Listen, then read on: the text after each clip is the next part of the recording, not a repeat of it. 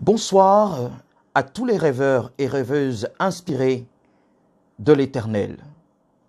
Je viens à vous au travers de cette petite vidéo juste pour vous encourager à la persévérance, à l'endurance, au courage et même à l'audace.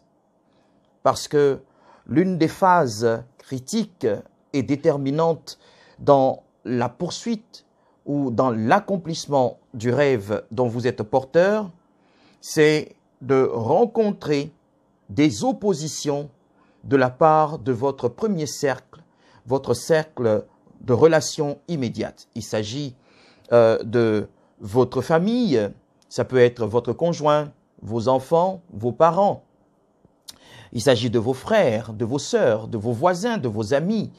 Il s'agit de vos collaborateurs. Il s'agit, n'est-ce pas, de tous ceux qui gravitent autour de vous, qui vous connaissent et qui très souvent vous prêtent des intentions injustes. Par exemple, lorsque vous voulez vous engager dans cette voie nouvelle, cette voie aux idées novatrices, cette voie particulière, tout de suite on vous dit « Non, mais toi tu ne peux pas faire cela ». On vous dit « Non, mais écoute, toi tu le fais juste pour te faire voir » ou bien tu veux t'afficher ou bien tu veux te faire de la pub, etc., etc. Et à ce stade, si vous êtes très pénétrable, vous risquez de vous laisser freiner, vous risquez de vous décourager et d'abandonner le rêve merveilleux que le ciel vous a inspiré. Je voudrais à cet effet vous référer à l'histoire du jeune David. David qui était dans les champs, qui gardait les moutons pendant que ses frères avaient été enrôlés dans l'armée pour combattre les Philistins. Alors un jour, son père Isaïe lui fait une commission et il lui demande de se rendre auprès de ses frères avec du pain et quelques vivres en vue de les ravitailler. Et lorsque David s'y rend, alors il tombe sur une opportunité merveilleuse. Alléluia. David constate cette menace et il entend les insultes que profère ce géant Goliath, cet homme imposant qui avait paralysé tout Israël, toute l'armée d'Israël, tous ces vaillants hommes, avec Abner le général et même à leur tête le roi Saül.